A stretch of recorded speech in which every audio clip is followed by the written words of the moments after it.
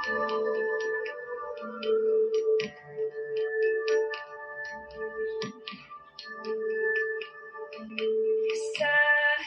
aux terres d'espérance, pays de l'hospitalité, terre légion remplie de vaillance, ont relevé ta dignité. Terre qui sert aux côtes d'Ivoire, fiers artisans de ta grandeur, tous rassemblés pour ta gloire, te bâtirons dans le bonheur. Fiers Ivoiriens, le pays nous appelle. Si nous avons dans la paix ramené la liberté, notre devoir sera d'être un modèle de l'espérance promise à l'humanité, en forgeant unis dans la voie nouvelle, la patrie de la belle fraternité. La patrie de la bonne fraternité. La patrie de la bonne fraternité.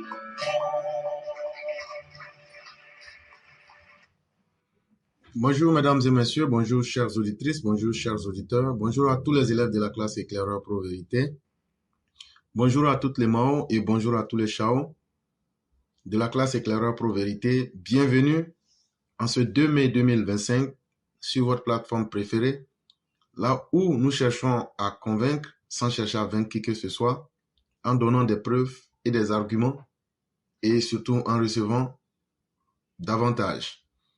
Aujourd'hui, nous aurons 4 sujets. Le 4e sujet, on va vous parler du congrès ordinaire du RHDP qui va se tenir les 20 et 21 juin 2025. On va vous donner quelques détails. Le 3e sujet, c'est un sujet qui invite chaque Ivoirien à la réflexion. Où voulons-nous nous tenir?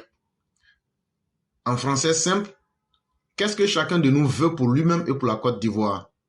Et donc, c'est un sujet avec plusieurs questions pour que chacun puisse regarder à l'intérieur du miroir de sa conscience pour se dire c'est quelle Côte d'Ivoire je vais laisser pour moi-même et pour mes enfants ou pour les générations à venir. Le 2e sujet qui est tiré de issu.fr va nous parler des États-Unis et il a pour titre « Les mensonges de Trump le rattrapent enfin ». On va vous parler un peu des réalités aux États-Unis et on va vous montrer comment le populisme rattrape toujours ceux qui utilisent la flagornerie, le mensonge pour essayer d'exister en politique. Et le premier sujet qui est tiré de opinioninternationale.com va nous parler d'un pays qui s'appelle le Mali. Et il a pour titre « Le Mali sombre dans la dictature ». Les Ivoiriens, surtout les opposants, parlent beaucoup de dictature, sont beaucoup excités parce que l'environnement est favorable. Mais pour qui connaît la dictature, quand tu vis réellement la dictature, tu n'auras pas le temps de dire que tu vis dans une dictature. Et aujourd'hui, le Mali, au-delà d'un coup d'état militaire qui a fait régresser le pays, qui a fait sombrer ce pays, aujourd'hui le Mali est en train de vivre une dictature pire que les époques de Moussa Traoré. Il y a des coups d'état silencieux. Et puis, il y a ceux qui claquent comme une gifle à la démocratie. Ce 30 avril 2025, le Mali a basculé. Plus d'élections, plus de partis politiques, plus de pluralisme. La junte dirigée par Assimi Goïta a décidé, seule, sans consultation du peuple, de prolonger son pouvoir pour 5 années supplémentaires. Et comme dans les républiques bananières du siècle dernier, elle a supprimé d'un trait de plume l'ensemble des partis politiques. L'autoritarisme ne se cache plus, il parade. Et donc, pour ceux qui suivent l'actualité, parce qu'un homme, c'est celui aussi qui prend le temps de comprendre ce qui se passe autour de lui. Le 30 avril 2025, qu'est-ce qui s'est passé au Mali?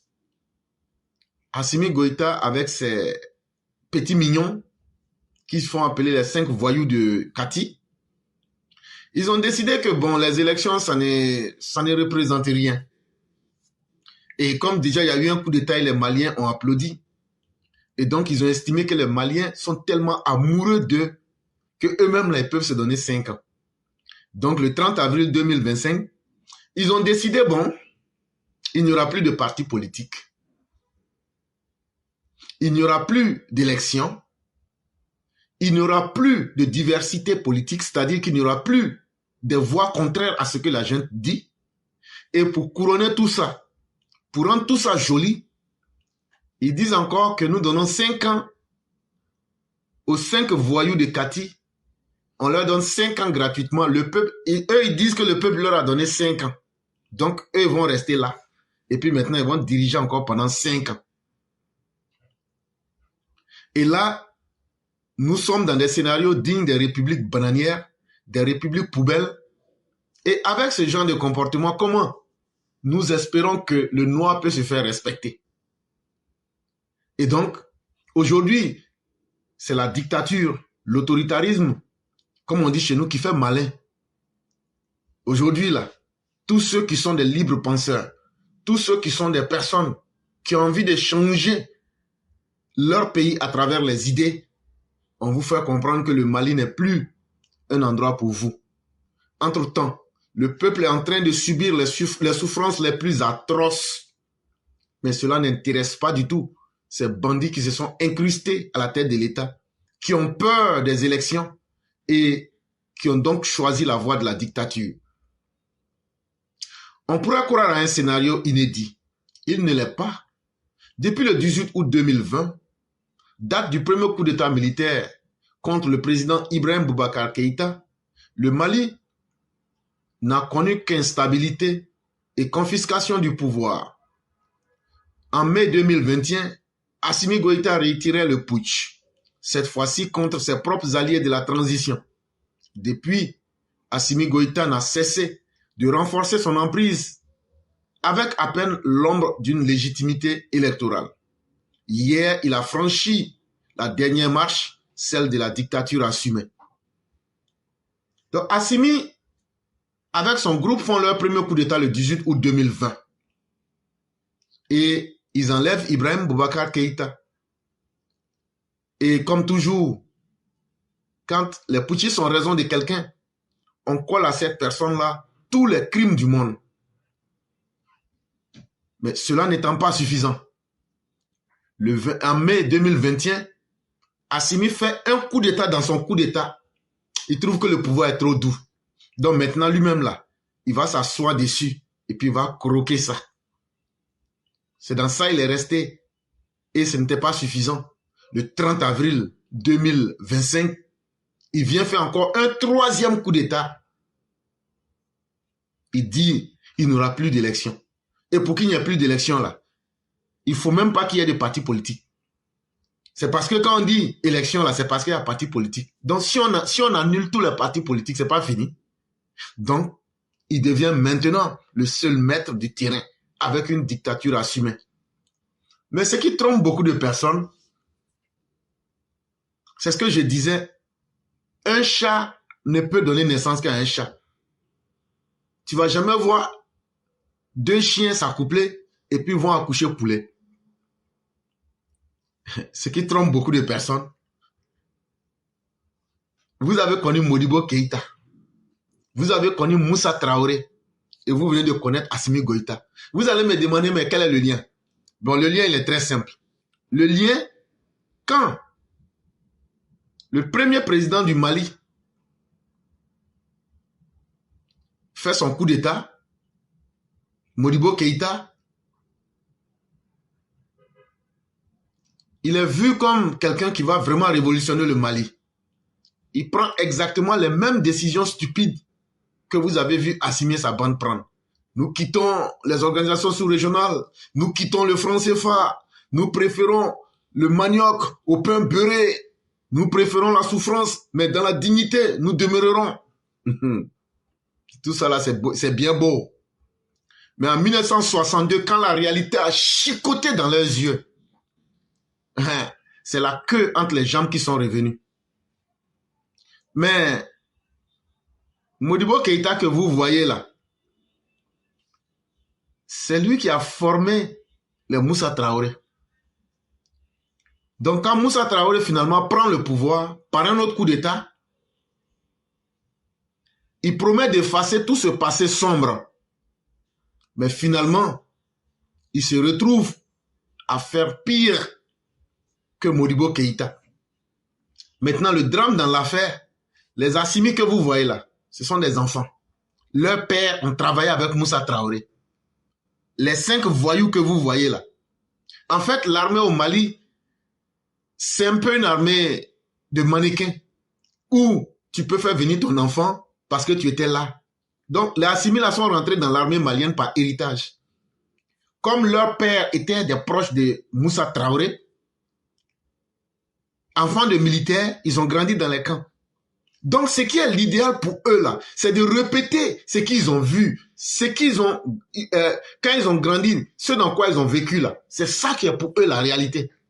Et c'est ça un homme. Ton éducation, là, tu ne peux que répéter. Souvent, consciemment ou inconsciemment. Donc, aujourd'hui, Assimi et sa bande ne font que répéter le scénario de Moussa Traoré. Et les Maliens en sont aujourd'hui au point où c'est eux seuls qui peuvent te dire s'ils sont heureux dans cette situation ou pas. En tout cas, c'est les Maliens seuls qui peuvent vous dire ça. Parce que ce serait prétentieux de ma part de vous dire qu'ils ne sont pas heureux. Pour moi, je préfère que ce soit les Maliens eux-mêmes qui nous disent qu'ils sont aujourd'hui très heureux ou même qu'ils ne sont pas heureux.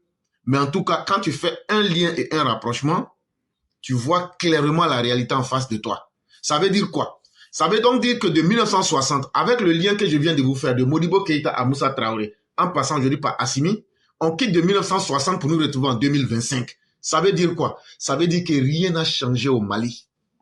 Ça veut dire que toute la volonté de pouvoir aller de l'avant, en essayant de ressembler à un monde moderne, de Modibo Keïta, en passant par Moussa Traoré pour arriver aujourd'hui en 2025, tout a été constamment saboté. Et donc, ça veut dire que le Mali est un pays qui est resté figé. Dès que le colonisateur a levé les mains sur le Mali est resté comme ça. Le Mali a un véritable problème, une carence des dirigeants, une incapacité de faire confiance à ses intellectuels. C'est pourquoi vous voyez, ce sont des militaires qui deviennent des mécaniciens au sommet de l'État. Et ça, comme je le dis, ce sont les Maliens qui ont toujours applaudi ces dictateurs. Ce n'est pas à moi de vous dire que c'est une mauvaise chose, mais que c'est une bonne chose. C'est eux qui vivent dedans. C'est à eux de nous dire comment ils se sentent aujourd'hui. Mais c'est honteux pour l'Afrique. C'est pourquoi nous en parlons. Et pour donner surtout des conseils aux opposants ivoiriens qui disent qu'eux vivent dans la dictature, eux sont ceci, cela, pour vous dire que le monde là, quand tu ne sais pas voir le malheur qui est autour de toi, tu penses que c'est chez toi qu'il y a le malheur. Mais quand tu sous-estimes ton bonheur là, et puis tu le transformes en malheur là, souvent il faut sortir de ton pays pour regarder autour et pour voir comment les choses se passent là-bas pour que ça ouvre tes esprits. C'est pourquoi j'ai lu cet article. Ce basculement intervient dans un contexte déjà délétère. En conflit ouvert avec la France depuis le retrait de la force Barkhane en 2022, le Mali est isolé diplomatiquement tout en se rapprochant de nouveaux partenaires, russes notamment. Les tensions avec Paris, nourries par des accusations mutuelles et un climat de méfiance, ont laissé un vide sécuritaire que ni la junte ni les mercenaires de Wagner n'ont su combler. Pire, les violences djihadistes, loin de reculer, continuent de ravager le centre et le nord du Mali. Bon, aujourd'hui, toute personne qui veut être correcte avec elle-même, tantôt c'est la France qui a été accusée, tantôt c'est la CEDEAO qui a été accusée, tantôt c'est le monde entier qui a accusé. Où en est-on aujourd'hui avec la stabilité du Mali? Moi, je pose une problématique qui est simple. Quand tu as été formé pour un métier et que toi, une fois qu'on te met sur le terrain, tu n'arrives pas à donner les résultats qu'il faut, ça veut dire que tu as échoué dans tous les sens. Si un médecin n'arrive pas à guérir les malades, c'est que c'est un faux médecin. Ne tournons pas beaucoup. Si un enseignant n'arrive pas à faire accoucher des esprits en donnant la connaissance, c'est que c'est un faux enseignant. Mais pourquoi donc ne pas avoir le courage de dire, quand un militaire se donne tous les moyens, surtout, il braque le pouvoir et il a tous les moyens de mettre en exercice ses capacités et qu'il ne le fait pas, c'est un faux militaire. Aujourd'hui, ils ont accusé le monde entier. Ils se sont isolés diplomatiquement. Ils se sont rapprochés de la mère du diable, c'est-à-dire les Russes, à travers une milice qu'on appelle Wagners. Mais aujourd'hui, le Mali ne fait qu'aller d'échec en échec, que ce soit sur le plan politique, le plan économique, le plan militaire, le plan diplomatique. Le Mali est en train d'aller d'échec en échec à tous les niveaux. Aujourd'hui, les djihadistes ne font que prendre du terrain. Aujourd'hui, le pays est ravagé. Du centre du pays jusqu'au nord, toute cette zone-là, de plus de 2 millions de kilomètres carrés, la seule zone qui est contrôlée et de façon délétère, c'est la zone de Bamako. C'est tout. Et c'est extrêmement triste. Mais encore, est-ce que les Maliens se rendent compte qu'eux-mêmes, ils se sont condamnés dans une histoire qui ne change jamais? Parce que de l'époque de Modibo Keïta, en passant par Moussa Traoré, pour venir vous retrouver à Simi, rien n'a changé dans les manières de penser, rien n'a changé dans les méthodes, c'est toujours le perpétuel recommencement pour se retrouver au point de départ. Donc en réalité, le Mali même là, dire que le Mali est un pays indépendant, c'est faire du parjure. C'est une perte de temps et c'est un mensonge. Parce que plutôt que de proclamer que vous cherchez votre indépendance, ou bien que vous recherchez votre dignité, est-ce que vous aviez déjà commencé à réfléchir sur votre condition? Parce qu'avant de dire des grands mots ou bien de faire des grandes théories, l'homme doit d'abord réfléchir sur sa condition. Est-ce que moi-même je change ma condition? Est-ce que j'ai réfléchi correctement sur ma condition? L'homme malien n'a pas encore réfléchi sur sa condition. C'est pourquoi les mêmes choses qui se sont passées à l'époque de Modibo Keïta, les mêmes choses ont été vécues au moment de Moussa Traoré et les mêmes choses sont en train d'être revécues aujourd'hui sous le régime des dictateurs Assimi Goïta et sa bande. Un homme dans la vie, quand tu vis toujours les mêmes choses et qu'il n'y a pas de changement, ça veut dire que dans ta vie, il y a un problème. Ceux qui sont dans la spiritualité, on appelle ça un blocage. Ça veut dire, toi, tu es dans quelque chose, tu ne vas pas devant, tu ne vas pas derrière. On appelle ça un blocage. Tu dois être capable de t'arrêter, de te dire, mais qu'est-ce qui fait que je suis toujours au même point? Et c'est exactement dans ce cas-là que se trouve le Mali. En prétendant garantir la stabilité, la junte ne fait qu'aggraver la fracture nationale. En dissolvant les partis, elle muselle la société civile. En prolongeant son pouvoir sans élection, elle s'inscrit dans la lignée des autocraties africaines que les peuples finissent toujours par rejeter dans la douleur. À Bamako, le vernis du patriotisme cache mal une soif de pouvoir illimité. À Paris, on observe, on déplore, mais la voix de la France a perdu sa force. Les erreurs de Barkhane ont coûté cher à notre crédibilité. Et donc, quand je vois nos opposants ivoiriens dire « Ah, on est dans la dictature, on n'arrive pas à faire cela, on n'arrive pas à faire cela », je leur dis aujourd'hui, vous devrez vous estimer heureux que vous vivez dans un État où les dirigeants arrivent à maintenir la sécurité. Ce n'est pas le cas au Mali. Vous devrez être heureux parce qu'aujourd'hui, la volonté des dirigeants ivoiriens, c'est de maintenir le tissu social. Alors qu'au Mali, la fracture nationale est plus qu'évidente aujourd'hui entre les différentes communautés. Vous devrez être heureux parce qu'en Côte d'Ivoire, on vous invite sur des plateaux de télé, mais par manque d'arguments, vous trouvez des arguments fallacieux pour fuir le débat, pour cacher votre honte, alors qu'au Mali, les partis politiques sont dissous. Vous devrez être heureux parce qu'en Côte d'Ivoire, même on peut se cacher sous le couvert d'une soi-disant société civile pour faire du banditisme Au Mali, là, la société civile est carrément muselée. Vous devrez vous estimer heureux. En Côte d'Ivoire, en 2025, on vous invite à des élections. Mais vous-même, par manque de programme et d'intelligence politique, vous trouvez que vous n'irez pas à ces élections. Au Mali, eux, ils disent, on ne fait plus d'élections. Chaque 5 ans, on reconduit Assimi Goïta. Donc voilà la grande différence. Et souvent, là, il faut parler du malheur du voisin pour que tes enfants se rendent compte dans quel bonheur ils sont. C'est surtout pour ça que je suis en train de lire ce texte. Aujourd'hui, tout ce que je suis en train de vous dire en faisant la comparaison, figurez-vous que la Côte d'Ivoire soit dans ces conditions-là. Est-ce que les opposants, là, vous aurez le temps de sortir de vos bouches que vous êtes dans la dictature? La vraie dictature, c'est ce que le Mali est en train de vivre aujourd'hui. Et les Maliens vont la prendre à leurs dépens et ils vont accoucher difficilement. Parce que pour se débarrasser d'un dictateur, ça coûte toujours plus cher au peuple. Entre-temps, les bandits de Kati se sont donné un pouvoir illimité.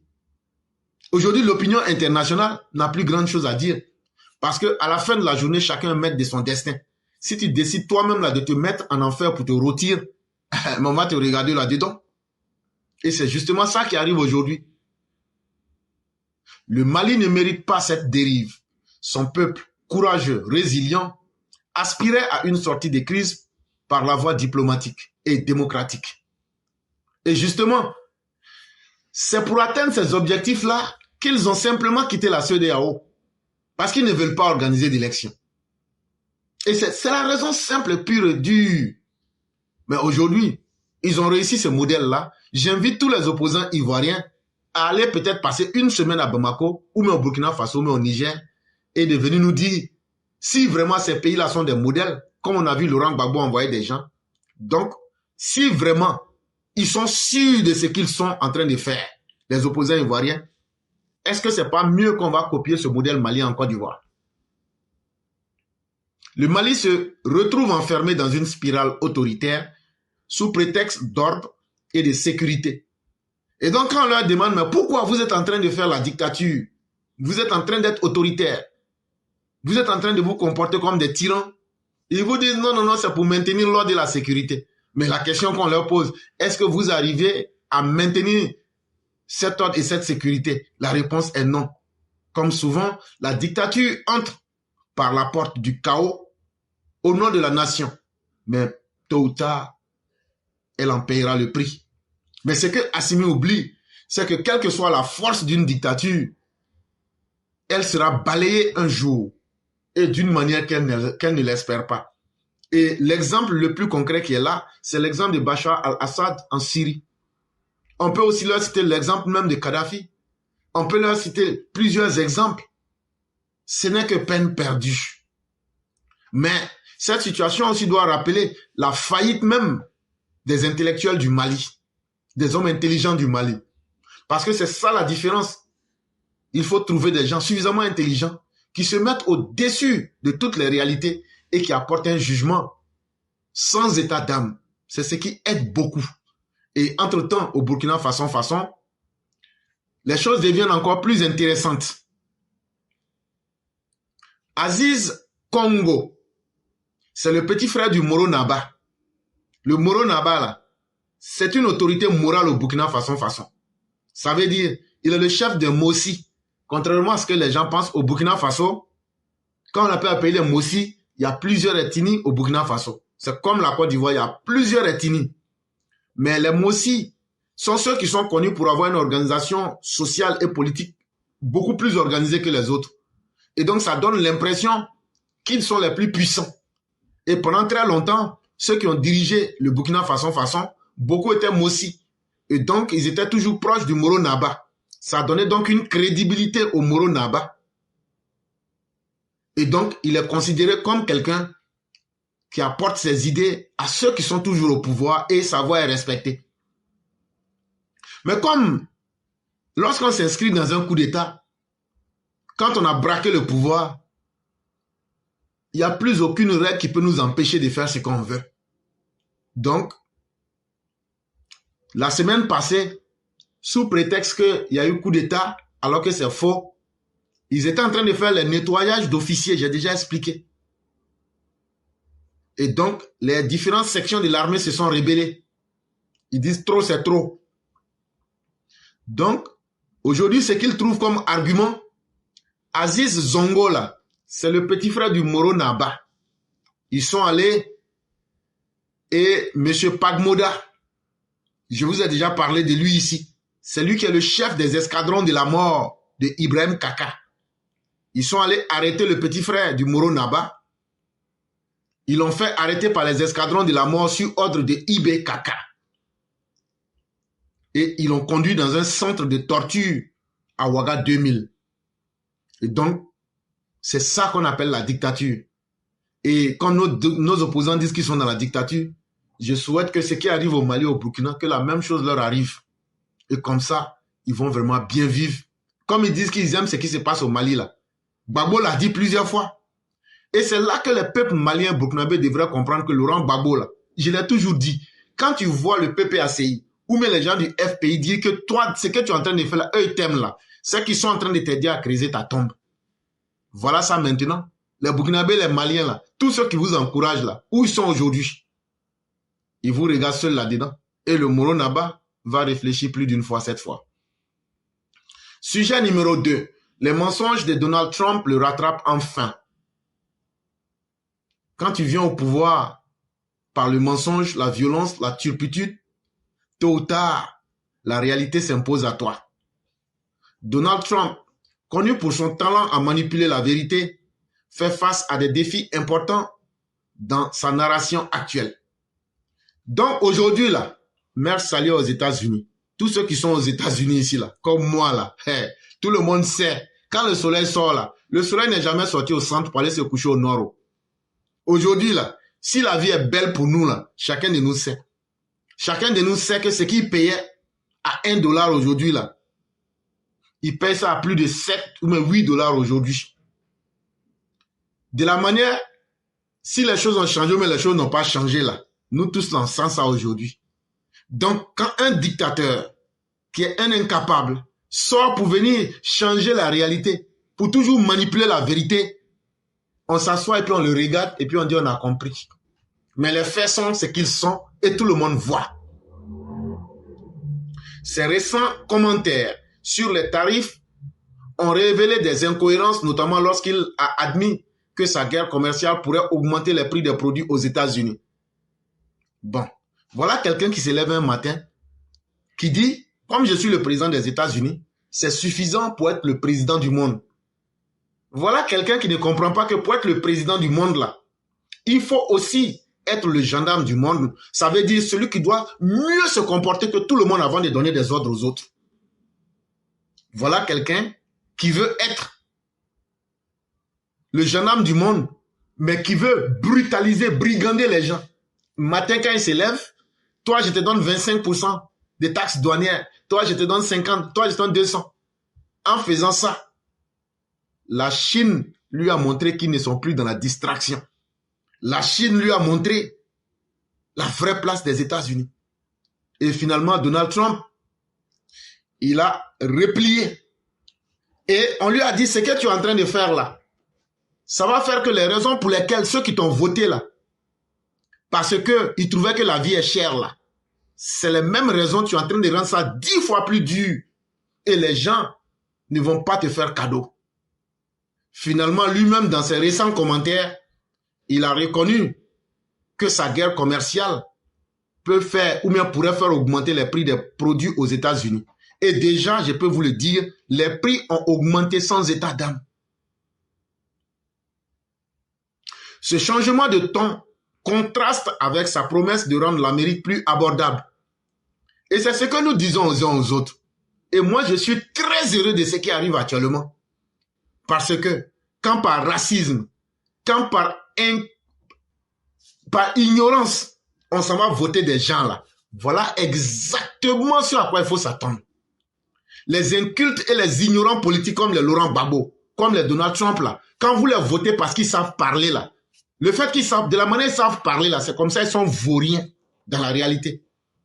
Aujourd'hui, les promesses qui ont été faites aux Américains, de leur donner la grandeur de l'Amérique, on vient aujourd'hui les mettre en face d'une situation où on complique leur vie, où il y a des gens qui disent j'ai voté Donald Trump, mais c'est par email qu'on m'a renvoyé, je ne sais plus ce que je vais faire. Ah, tu sais ce que tu vas faire, tu vas souffrir. Hey. Est-ce que la souffrance là c'est fait pour les Africains seuls? La souffrance là c'est fait pour tout le monde. Surtout quand volontairement, toi-même là tu te condamnes à aller dans l'idiotie là. En tout cas, ce qui te reste à faire, faut pas dire que tu ne sais pas. On va bien souffrir ensemble ici. On va travailler 10 fois, 2 fois pour payer ce qu'on avait l'habitude de payer à moitié prix. Et quand on lui demande, mais qu'est-ce qui fait que le monde ne va pas bien? Alors qu'il tentait de blâmer l'ancien président Joseph Biden pour des problèmes économiques, lui, Donald Trump, a renversé ses propres affirmations passées concernant le marché boursier. Et donc, voilà aujourd'hui Donald Trump qui est en train d'avaler son propre caca. Et quand on lui demande, non, c'est Joseph Junior Biden, c'est lui qui avait fait le problème économique, moi je vais venir changer. Mais on ne change pas le monde n'importe comment. Et on n'est pas le seul dans la danse. Et moi, je suis très heureux de ce qui arrive aujourd'hui, parce que ça va permettre à l'Amérique de grandir davantage en se reconcentrant sur elle-même pour dire non. Notre mission est plus grande que d'être des gens qui vont aller se comporter à des dictateurs. La mission de l'Amérique est plus grande que d'être un État voyou. L'Amérique est trop digne. L'Amérique a des valeurs qui sont extrêmement grandes et nous ne pourrons pas permettre que quelqu'un se compare à des dictateurs et veuille diriger l'Afrique comme un pays ou bien comme un continent moyenâgeux. Aujourd'hui, quand tu regardes le comportement de Donald Trump, c'est comme un barbare du Moyen-Âge qui se lève le matin quand il n'est pas content, il fait sortir ses sentiments et on doit faire avec. Ce n'est pas ça diriger. Aujourd'hui, l'Amérique n'est pas dirigée avec intelligence et ça, il faut le reconnaître. Et mieux, récemment, le PIB américain a diminué de 0,3% pendant les premiers mois de la présidence de Donald Trump, en grande partie en raison d'une augmentation des importations. Je vous ai expliqué ce que c'est que le PIB. Le PIB, là, c'est le produit intérieur brut. Ça veut dire toutes les personnes qui sont aux États-Unis, les 300 et quelques millions, le travail que chacun de nous fait là, en une année, quand on met ça ensemble, c'est ce qu'on appelle le PIB. Ça a diminué de 0,3%. Et ça, sous les premiers 100 jours de Donald Trump. Et c'est une très bonne chose. C'est une belle manière de rendre à l'Amérique sa grandeur. En faisant aujourd'hui diplomatiquement, l'Amérique est devenue la risée. L'Amérique fait rire aujourd'hui les gens. Et aujourd'hui, le comportement de Trump même fait qu'aujourd'hui, les gens lui tiennent tête, que ce soit l'Europe, que ce soit la Russie, que ce soit la Corée du Nord, que ce soit l'Iran, que ce soit la Chine. Les gens lui tiennent tête aujourd'hui. Parce que quelle que soit la force d'un individu, quand tu veux combattre tout le monde à la fois, tu t'affaiblis toi-même. Aujourd'hui, Donald Trump parle, ça n'inquiète plus personne, parce qu'on sait que c'est de la fanfaronnade. Et voilà le premier résultat de Donald Trump. Il a fait baisser le PIB des États-Unis de 0,3%. Et pourquoi? Parce qu'aujourd'hui, l'Amérique n'exporte pas, mais on importe, on fait rentrer aux États-Unis. Et toi, tu veux mener une guerre commerciale alors que c'est toi qui as besoin du monde. Donc quand ils ont augmenté l'augmentation des prix sur les produits dont les États-Unis ont besoin pour que ça rentre aux États-Unis ça fait que les Américains travaillent plus dur, mais gagnent moins. Et donc, ça fait baisser le PIB du pays. En revanche, le PIB a augmenté. Pardon. Les entreprises ont hâte d'importer des biens avant que ces tarifs ne soient en place. Donc, ce qui inquiète aujourd'hui les gens, surtout les entreprises, ils se disent, attends, on va prendre beaucoup de produits pour mettre avant que les augmentations ne rentrent réellement en place. Mais moi, je peux déjà le dire, c'est simplement de la fanfaronnade d'un populiste qui est au pouvoir. Donald Trump ne pourra jamais appliquer ces taxes-là parce que les États-Unis ne sont pas les seuls pays au monde. Le reste du monde peut être une autre alternative. Et si Donald Trump ne révise pas sa position, c'est les États-Unis qui seront non seulement affaiblis diplomatiquement, mais qui seront aussi affaiblis économiquement. Parce que plus cette guerre va continuer, ça va montrer les limites des États-Unis. Cette guerre a permis de montrer que les États-Unis ont besoin, de la manière les gens ont besoin de la puissance diplomatique des États-Unis. Les États-Unis ont besoin des importations. Et donc, dans ce monde-là, Dieu ne donne pas tout à quelqu'un. Il y a quelqu'un là dans le village, là, tout le monde te respecte parce que tu es sage. On a besoin de ta sagesse. Mais toi, le sage, là, tu ne peux pas être cultivateur, tu ne peux pas être enseignant, tu ne peux pas être instituteur. Tu auras aussi besoin des autres. C'est comme ça que le monde fonctionne. Les États-Unis, là, les gens ont besoin d'eux parce qu'ils ont des grandes universités, ils ont des grands intellectuels et ils ont un pouvoir diplomatique qui était déjà reconnu et avéré dans le monde. Bon, c'est tout ça là, Donald Trump est en train de saboter chaque jour. Et quand c'est comme ça, les gens se disent, donc il faut trouver des alternatives. Dans ce monde-là, rien ne reste statique. Le monde a toujours besoin de quelque chose. Et donc, en faisant ça, en poussant même ses alliés, ou même ceux qui avaient encore des doutes pour respecter les États-Unis, en les poussant le dos au mur, ils recherchent d'autres alternatives. Et qu'est-ce que ça provoque? Ça fait aujourd'hui qu'on se rend compte que c'est les États-Unis qui ont plus besoin du reste du monde. Et donc, ce que les États-Unis ont besoin à travers les autres, si les autres augmentent aussi tous ces prix-là, ce n'est pas bon pour les États-Unis. En revanche, le PIB a augmenté de 2,4% à la fin du mandat de Joe Biden. Et ça, pour vous le dire, même si la situation était mauvaise, il faut reconnaître que le PIB à la fin du mandat de Joe Biden avait augmenté de 2,4%. Trump a exprimé l'espoir que l'économie s'améliorerait une fois que ces politiques mises en œuvre, mais les économistes doutent de cette perspective. En réalité, c'est du grand mensonge. Trump n'a rien mis en place. Il ne fait que désorganiser ce qui était là sans apporter une solution concrète. Il n'y aura pas de changement. Soit on ira de mal en pire, ou bien il va encore juste désordonner tout pour revenir remettre tout à la même place. Et c'est ça qu'on explique aux uns aux autres. En fait, là, quand quelqu'un ne connaît rien, il peut faire beaucoup de bruit, là, en pensant qu'il est intelligent, là. C'est à cela que ça nous amène. En fait, là, il ne pourra rien faire de nouveau. Parce que tous ceux qui l'entourent, là, ne sont pas suffisamment à la hauteur. Et aujourd'hui, allez regarder, lui-même son conseiller aux affaires militaires, ils se sont désavoués. C'est un promoteur immobilier, on prend pour le mettre à la place des diplomates aguerris pour parler des questions du monde. Mais on est carrément dans la comédie de très mauvais goût. Et l'Amérique se fait fourvoyer. Et c'est tout ça qui fait la perte même de la grandeur américaine. Et pour moi, je me dis, le temps qu'on finira les 4 mandats de Donald Trump, si nous ne prenons garde, les États-Unis risquent d'être un pays sous-développé. Risquent d'être un pays qui va ressembler aux républiques bananières. Parce que tout ce qui est fait est très honteux. Aujourd'hui, la vérité, là, ça fait honte. Donald Trump fait que les Américains ont honte d'être Américains. Malgré ses tentatives de présenter des sondages comme faux, une enquête récente indique que plus de la moitié des Américains le voient comme un dictateur dangereux. Ça, ce n'est pas faux. Et aujourd'hui, nous on a mené des sondages sur une question qui est simple. Avez-vous aujourd'hui honte d'être Américain? Les gens vous disent, ouais, ça nous fait honte. Parce que quand on regarde notre dirigeant qui se comporte comme un gamin qui est dans une cour de maternelle, vraiment pour la grandeur que l'Amérique représente, ça nous fait extrêmement honte. Et en même temps, il est vu aussi comme un dangereux dictateur. Et le pire dans tout ça, il ne maintient aucun contrôle. Il est toujours dans la parole. Il est toujours dans les déclarations contradictoires. Il est toujours dans les tentatives de détourner et de blâmer et de créer la confusion. Est-ce que c'est pour ça que les Américains l'ont élu? Mais une chose intéressante, ceux qui ont voté Donald Trump, quand on leur demande aujourd'hui, ils ne font que vous aligner une litanie de regrets. Ça veut dire que leur perception a évolué. Si les conseils ne te corrigent pas pour grandir, les conseils vont te laver les yeux avec l'eau de piment et tu comprendras la réalité. Il est clair que sa position devient de plus en plus instable. Et donc, les élections de midterm là, les républicains risquent d'en prendre des vertes et des pas mûres. Ça risque d'être un chaos pour eux. Parce que la vérité aura ouvert les yeux des uns et des autres.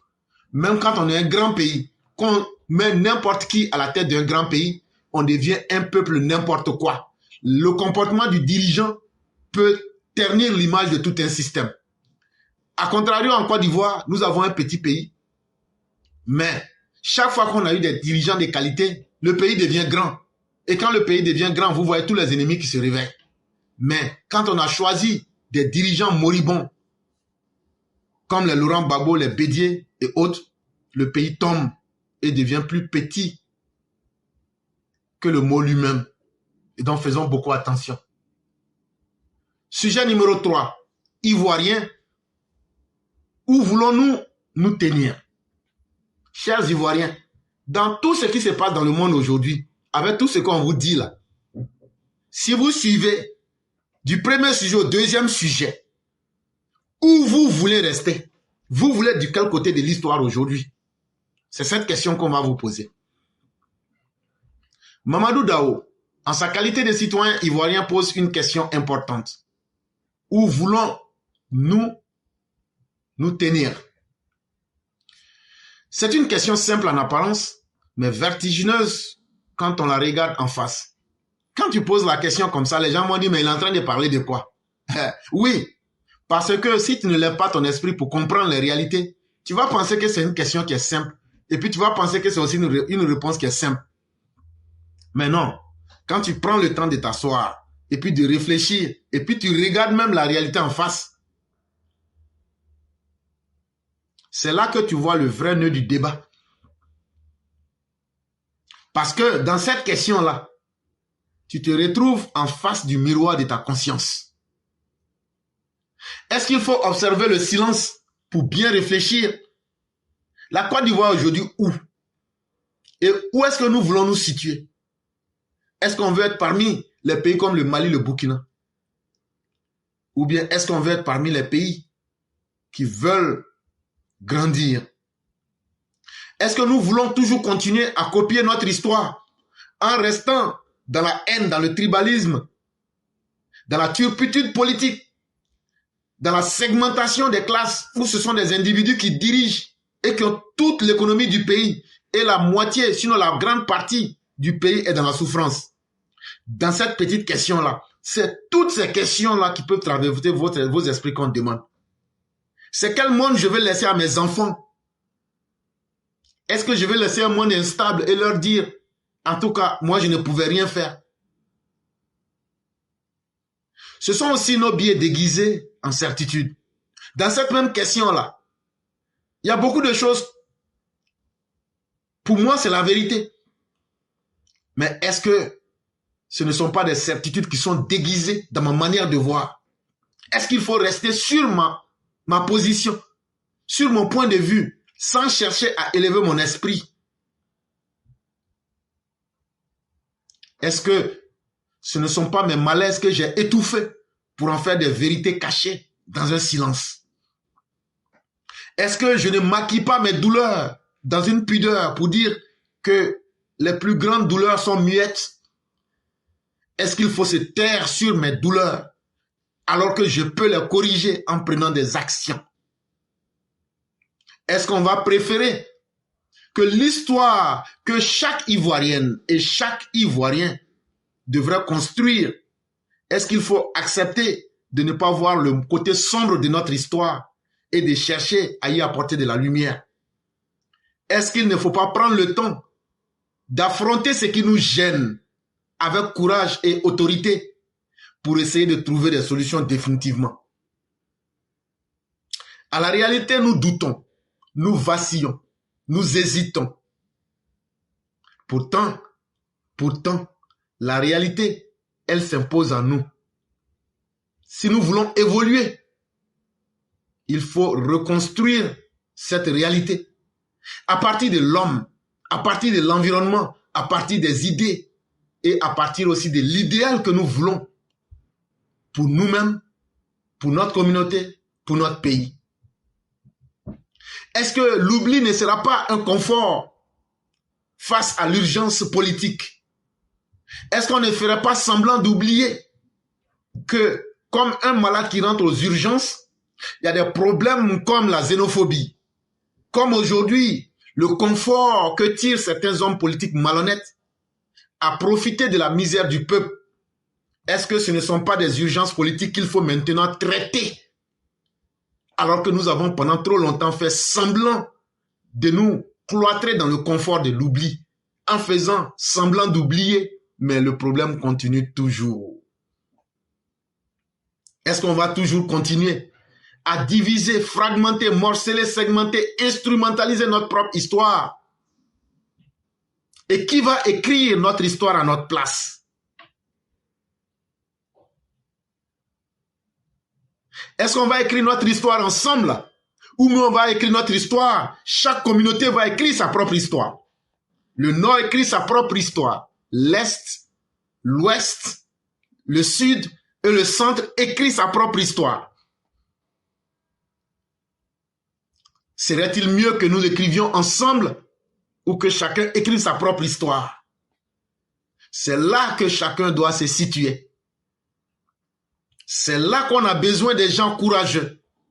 C'est là qu'on a besoin des gens lucides. Mais c'est là aussi qu'on a besoin des gens qui sont pleins d'amour et d'humanisme.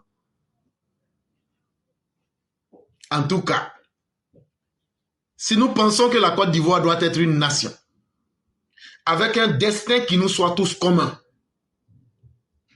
en ce moment donc, la question revient. Où voulons-nous nous tenir? Donc que chacun se pose la question. Dans le camp du courage ou celui de l'amnésie? Est-ce qu'on va volontairement occulter, faire semblant d'avoir oublié la réalité qui s'impose à nous? Ou bien est-ce qu'on va se mettre du côté du courage? Est-ce qu'on va se mettre dans la lumière du dialogue franc, du dialogue responsable? Ou bien on va se mettre dans l'ombre des identités défensives pour que chacun défende sa communauté, chacun défende sa religion, chacun défende ses intérêts personnels? Est-ce qu'aujourd'hui, vous allez vous mettre du côté des bâtisseurs d'avenir? Ou bien vous allez vous mettre du côté des gardiens des couloirs séparés, des promoteurs de la mort et des précepteurs du désordre? En tout cas, la question, elle est là et elle est vraie. Est-ce que vous aurez le courage? Est-ce que nous aurons le courage de répondre? Mais aussi, on a un choix. On a un choix de ne pas répondre. Et on laisse l'histoire répondre à notre place. Et l'histoire ne sera pas toujours tendre. Un peuple qui n'assume pas sa responsabilité est un peuple voué à l'échec. À partir de cette petite question, voilà autant d'autres réalités que nous mettons en face des Ivoiriens. Sujet numéro 4. Présidentielle 2025. Le RHDP tient son deuxième congrès ordinaire les 20 et 21 juin 2025. Ça là, c'est simple. C'est une information. On va faire le congrès là, le 20 et 21 juin 2025. Ça ne sera plus en mai là. Et l'information a été rendue officielle. Le RHDP tiendra son deuxième congrès ordinaire les 20 et 21 juin 2025 à Abidjan. Ça va se faire à Abidjan. Le mois qui est là, ça c'est mai. Quand ça va finir là, 20e jour du mois qui suit, juin là, et puis 21e jour là, ça va se faire à Abidjan. Après de larges consultations et après avoir pris les orientations du parti, le RHDP tiendra son deuxième congrès ordinaire les 20 et 21 juin 2025 au parc des expositions d'Abidjan, a annoncé le mercredi 30 avril 2025 le secrétaire exécutif adjoint en charge de la communication et de la propagande du parti, M. Claude Sailly, à l'issue de la 27e séance de travail du directoire du RHDP tenue au siège du parti, 6 à la rue Le Pic. Donc l'information que je vous donne là, c'est M. Claude Sailly. Il est le secrétaire exécutif adjoint en charge de la communication au sein du RHDP. Ils sont allés faire une réunion au siège du RHDP à Cocody là-bas. Là. C'est quand ils ont fini là que lui il est sorti pour dire que finalement ils ont décidé que la date du deuxième congrès, ça sera le 20 et le 21 juin 2025. On leur a demandé, mais ça va se passer où? Il dit au parc des expositions à Abidjan. Ça, quand on te parle de parc des expositions, ça veut dire qu'il y aura assez de personnes là-bas. Pour l'ouverture de ce congrès, plus de 7000 militants sont attendus au parc des expositions. Pour la clôture, une mobilisation exceptionnelle est prévue avec plus de 60 000 militants attendus au stade Alassane Ouattara de Bimpe, a déclaré M. Claude Saï. Donc, quand ils vont faire le congrès là, il y a 7000 militants qui seront là-bas au parc des expositions. Mais quand ils vont finir là, comme l'opposition aime toujours, on va marcher là. Nous, on va leur montrer que marcher là, nous-mêmes, on a fini avec ça il y a longtemps. Donc, il y a 60 000 personnes qui vont aller au stade Ebimpe. Et puis, ils vont aller célébrer pour montrer notre capacité à mobiliser les foules. Ce congrès se tient dans un contexte marqué par l'élection présidentielle d'octobre 2025. Il sera l'occasion pour le parti au pouvoir de dresser le bilan de sa nouvelle organisation, de formuler des recommandations pour renforcer sa position sur l'échiquier politique national, de redéfinir ses perspectives, de renouveler le mandat du président du parti et surtout de désigner le candidat qui portera les couleurs du RHDP à la présidentielle d'octobre 2025. Maintenant, vous allez demander, tout ça là, ils vont faire là, c'est pour aller faire quoi là-bas? Bon, congrès là, quand on organise là, on va aller d'abord pour voir RHDP en tant que parti là-haut. C'est quoi on a réussi et puis c'est quoi on n'a pas réussi. On va faire un bilan. Et après avoir fait le bilan là, on va maintenant faire des recommandations. Bon, ici là, comme ça marchait, on n'a qu'à augmenter. Ici là, comme ça n'a pas marché et puis on sait pourquoi ça n'a pas marché, on n'a qu'à corriger. Quand on va finir ça là, c'est ça qui va nous permettre d'être un parti fort et sérieux en face des Ivoiriens. Après, maintenant, on va retracer des nouvelles stratégies pour avoir encore plus de militants et pour être encore plus efficace sur le terrain et en même temps dans l'avenir. Quand on va finir là, on va renouveler le mandat du président du parti, Alassane Ouattara. On va renouveler son mandat à la tête du parti. On va le désigner comme le président du RHDP. Quand on va finir ça là, on va maintenant le désigner comme candidat à l'élection de 2025. Les gens parlent gros français, nous on ne comprend pas ça. Si on parle simple, là, tout le monde a compris. Donc ceux qui attendent de voir le candidat du RHDP, là, c'est ce qu'on est en train de vous dire actuellement.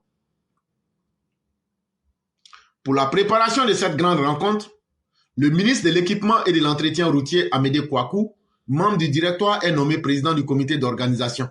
Donc, quand ils vont faire leur congrès, là, celui qui doit organiser, là, celui qui va envoyer les gens pour aller couper les palmiers, et puis on va venir, comme de la manière on faisait soirée boum au pays, là, et puis on partait couper les palmiers, tout, là. Celui qui va envoyer les enfants avec les jeunes pour aller couper les palmiers, pour tout arranger, là. Voilà, lui, il s'appelle Amédée Kouakou. Quant à Marietou Koné, ministre de l'Éducation nationale et de l'alphabétisation, également membre du directoire, elle est désignée présidente du comité scientifique. Marietou Koné, la ministre de l'école là, elle là, on dit, c'est elle qui est la présidente de ceux qui savent réfléchir là, ceux qui ont des idées là. On dit c'est elle qui est leur présidente. C'est eux qui vont aller réfléchir sur ce que je vous ai dit là. Comment on va, qu'est-ce qui a marché, qu'est-ce qui n'a pas marché, comment on va organiser le parti là. C'est elle qui sera la présidente de ceux qui vont réfléchir. Donc, c'est comme ça. En prélude à ce deuxième congrès, le directoire a recommandé au secrétariat exécutif l'organisation de pré-congrès régionaux visant à renforcer la mobilisation et à assurer une large participation des militants. Donc, quand ils ont fait leur réunion là-bas, au siège du RHDP, là, ils ont dit que ça là, que faut pas ils vont faire seulement à Abidjan, que parce que à l'intérieur du pays là, que nous les villageois là, que nous on est beaucoup là-bas aussi, que faut pas ils vont nous mettre derrière, que donc ce qu'ils vont faire là, avant le congrès du 20 et du 21 juin là, il y aura des pré-congrès régionaux. Ça veut dire chaque région va organiser son congrès pour que les gens soient bien organisés. Et quand les gens sont bien organisés comme ça là, ça va faire mobilisation bonnie comme ça pour venir à Abidjan. Et ça là, nous on est contents. Ces pré-congrès, a précisé le secrétaire exécutif adjoint chargé de la communication et de la propagande.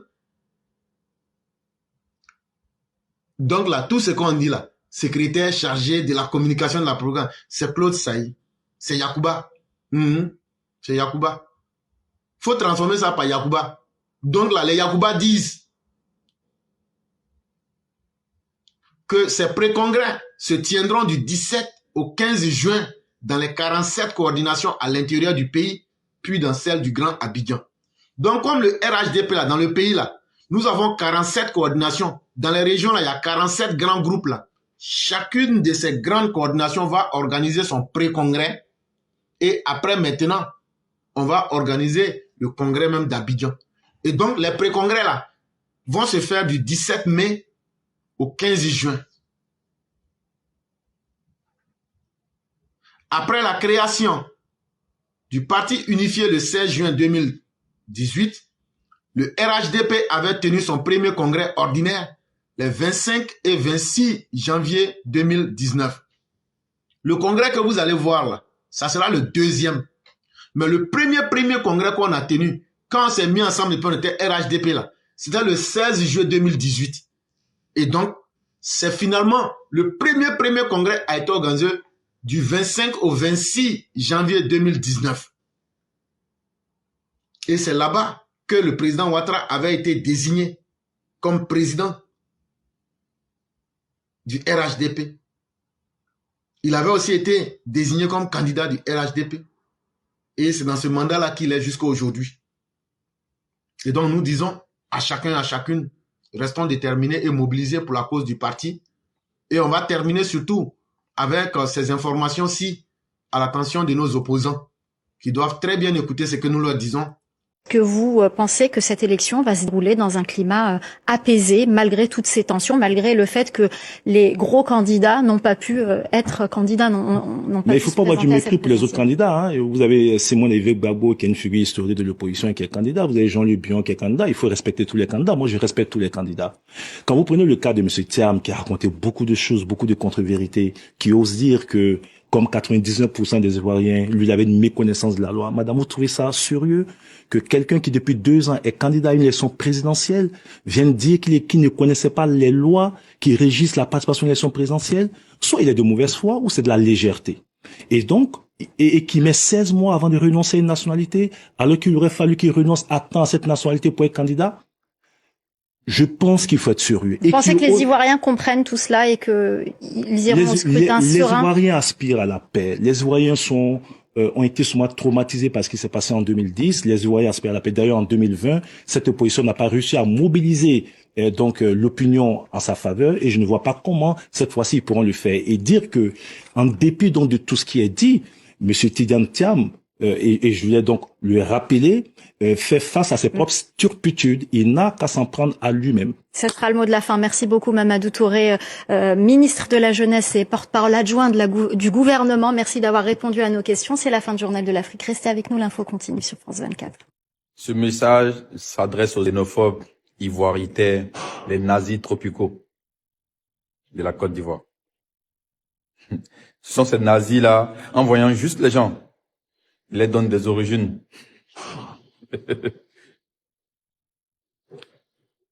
Les élections, c'est l'affaire des électeurs. Je répète encore, les élections, c'est l'affaire des électeurs. Il n'y a que les électeurs qui sont allés s'inscrire sur la liste électorale qui pourront décider de qui va les diriger pour les 5 ans à venir. Donc, vos fanfaronnades, vos insultes en un point fini ne pourront rien changer. Okay. Maintenant, je tiens à vous rassurer une chose, si vous ne le savez pas. Est-ce que vous savez que vous êtes en train de battre campagne pour le RHDP comme ça? En nous insultant. En nous traitant de n'importe quoi. En nous traitant d'étrangers. Vous êtes en train de battre campagne pour nous parce que vous êtes en train de nous dire que si vous venez au pouvoir, nous, on aura des problèmes. Mais jamais de la vie, on va vous voter. On n'est pas bêtes. Vous êtes en train de nous dire que si vous venez au pouvoir, vous allez nous chasser de nos terres. Vous êtes en train de nous dire que si vous venez au pouvoir, vous allez nous... Quand vous pensez comme ça, là, d'un côté aussi, nous, on pense aussi, ah bon, donc c'est comme ça, il n'y a pas de souci. Donc, celui qui est là, qui nous fait rien, là, mais il va remplir. On va l'aider à remplir pour 5 ans encore. Et son parti va demeurer au pouvoir tant que vous serez dans cette logique-là. Donc, continuez. Vos partis, vos petits partis sont en train de mourir, là, ça ne vous inquiète pas, hein. Continuez contre des partis grégaires, là, des leaders tribaux. Et donc, merci, mesdames et messieurs. Nous avons fini aujourd'hui avec la présentation du festin intellectuel. Merci surtout à ceux qui nous ont suivis. Et sur ce, nous allons passer à l'édito de Mère Blanc. Et quand on aura fini rapidement, on va laisser le peu de temps à ceux et ceux qui voulaient s'exprimer. Bonjour éclaireur pour vérité, bonjour à tous mes condisciples de la digne classe éclaireur pour vérité.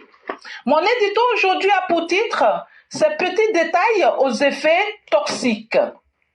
Feu Henri Konan Bédié succède à Feu Félix Houphouët-Boigny dans des circonstances dignes d'une monarchie. Le roi est mort, vive le roi. Le nôtre de roi, aux yeux des leurs, était le successeur tout désigné, propre à la fonction de roi. Il a longtemps attendu son tour dans l'antichambre, mais surtout il appartient au bon groupe ethnique, le groupe Baoulé. Le roi Télé, successeur de son père, se montrera tyran. Le peuple, par exemple, fait entendre sa voix contre la cherté de la vie. Il rue dans les brancards, leur intimant l'ordre de la boucler. Voilà un roitelet qui sera resté sourd aux appels du peuple jusqu'à son départ forcé du pays, sans avoir eu le temps d'installer son successeur. Le point de départ des dysfonctionnements sociaux de notre pays vient de là. Le peuple, pendant ce temps, n'a qu'un objectif, pouvoir manger à sa faim. Croyez-moi, un peuple affamé est aussi malléable que de la pâte à modeler. Et le peuple ainsi a laissé sans s'en apercevoir une place à une chose détestable, la xénophobie. Ceci a commencé par des stéréotypes du genre les Djoulas sont des étrangers, ils sont sales, les gens de l'Ouest sont intéressés que par la danse et le foot, en somme des vauriens. Et les Akans, en l'occurrence les Baoulés, demeurent propres à la chefferie suprême de la Côte d'Ivoire. Voilà ce que nous avons fini par croire. Et même lorsque l'actuel président, son Excellence Alassane Dramane Ouattara, devait accéder au pouvoir d'État après que tout a été essayé pour l'en empêcher, le roi Tlé a cru bon de le débaptiser symboliquement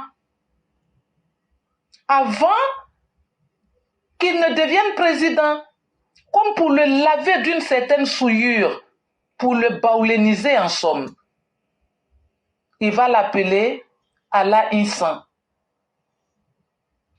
Mais oui, aussi bizarre que cela puisse être, c'est ça la réalité en Côte d'Ivoire. Et les Baoulés ont fini par croire. Ils ont fini par croire qu'ils étaient les vrais propriétaires de la Côte d'Ivoire, que tout président devrait avoir du sang baoulé. Si sang baoulé il existait, puisque le système matrilinéaire permet à la femme baoulée de choisir l'homme avec qui elle désire avoir des enfants. Le mariage n'y est pas toujours présent. Non, on choisit le mâle, on se fait féconder et on disparaît de la circulation. Voilà certaines réalités en Côte d'Ivoire. Il faut qu'on puisse arrêter avec cette forme de vouloir passer un groupe ethnique pour un groupe propre au pouvoir. Ça nous est arrivé. Cette baoulénisation nous est arrivée. Il ne faudrait plus que cela se répète. Merci et à bientôt. Merci infiniment à Mère Blanc qui nous rappelle encore les dangers des crises identitaires et de ceux qui pensent que se sentir mieux que les autres, si les Baoulés étaient mieux que les autres, tous les Baoulés devraient être riches ou tous les Akans devraient être riches. Pourtant, telle n'est pas la réalité. Mais derrière ce phénomène se cache quelque chose de plus subtil. C'est comment contrôler les ressources à travers le pouvoir de l'État. C'est ce combat-là qui est en Côte d'Ivoire. Ça veut dire, si mon ethnie est au pouvoir, c'est nous qui contrôlons les ressources. En réalité, au-delà de l'ethnie, c'est le contrôle des ressources que les gens veulent avoir, qui fait donc, puisqu'ils n'ont pas le courage de dire, c'est nous qui avons droit à tout ce que la Côte d'Ivoire produit, et c'est nous qui devrons l'utiliser comme on le veut. On utilise l'ethnie pour dire non, on est mieux que les autres. Mais est-ce que tous les hommes intelligents de la Côte d'Ivoire proviennent exclusivement des Akans? Mais si tel est le cas, la réalité est en face de nous. Hein. Moi, je n'aimerais pas être à la place de Tidjane Thiam, pourtant c'est un Akan. Je n'aimerais pas être à la place. Vous nous avez produit les pires dictateurs que nous n'ayons connus. Vous nous aviez produit les pires incapables que nous avions connus. Parce qu'en 90, les Akans entouraient Félix Houphouët-Boigny, mais ils ont été incapables d'empêcher qu'on dise Houphouët voleur. C'est un fils du Nord qui est venu mettre fin à ça. En réalité, il faudrait que les Ivoiriens, aujourd'hui, il n'y a plus d'autre solution. C'est de combattre l'ethnicisme, l'ethno-nationalisme, le nazisme tropical. C'est de le combattre. Hitler a été combattu. Pol Pot a été combattu. Un malfaiteur, ça se combat. Et ça, tous les moyens doivent en faire partie. Et Mère Blanc nous le rappelle très bien. Et ça nous ramène à notre question. De quel côté voulons-nous nous situer? Mais la lâcheté n'est pas une option. Le silence n'est pas une option. Faire semblant n'est pas une option. Il faut se battre. Parce que ceux qui se battent sont ceux-là qui méritent de vivre. Mesdames et messieurs, c'est là que nous allons nous arrêter. On va dire merci à tous ceux qui nous ont suivis. Malheureusement, nous avons 30 minutes qui nous restent. Et pour tous ceux qui voudraient prendre la parole, nous sommes à la 38e minute. On va vous laisser jusqu'à la 39e minute pour que vous puissiez vous signaler. Et donc, tous ceux qui véritablement voudraient prendre la parole, signalez-vous entre maintenant et la 39e minute. Dès qu'il sera 39 chez vous, ce n'est plus utile de vous présenter. Ça sera comme une perte de temps. On a déjà une personne et si c'est la seule, on fera avec. Mais on ne peut pas improviser après le temps qui a été donné de nous-mêmes créer d'autres situations improvisées. Donc jusqu'à la 39e minute, tous ceux qui veulent participer, la méthode, elle est simple. Si vous avez un compte Facebook, vous partez sur votre profil, vous tapez dans votre barre de recherche éclaireur en un mot, pro-vérité en un mot et puis BIS en un mot. Nous sommes à la 39e minute. Nous avons 2 personnes, c'est avec elles que nous allons faire. Nous ne pourrons plus prendre d'autres personnes aujourd'hui. Tous ceux qui vont se présenter après, vous nous excuserez grandement. Nous ne pourrions vous prendre. Bon, on a une 3e personne, mais on ne prendra vraiment plus personne. On a Sundiata le concurrent, on a notre frère et Mère Sali. Voilà les 3 personnes avec qui nous allons faire. Et donc, on va diviser le temps qu'il faut de 10 minutes chacun pour qu'ils puissent s'exprimer et fermer le direct. Nous disons merci à tous. On ne prendra plus personne. Vous nous en excuserez. C'est aussi compte tenu de notre temps. Et donc, on va écouter ces 3 personnes aujourd'hui. Demain sera un autre jour.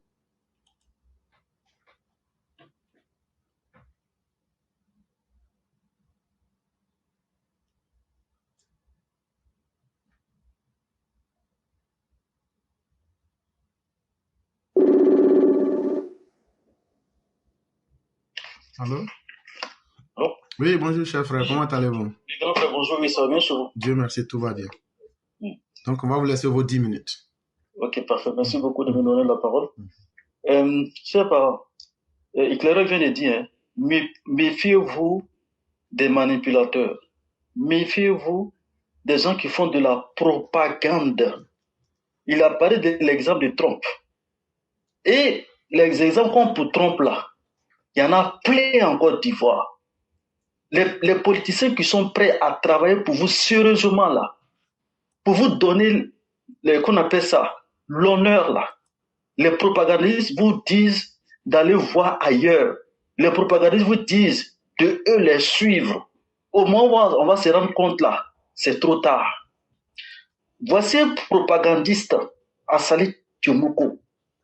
Assali Tchomoko a traité une famille d'avoir violé les règles de la nationalité ivoirienne. Le juge vient de donner raison à cette famille-là que Assali Tchomoko les traitait d'étrangers, chers parents.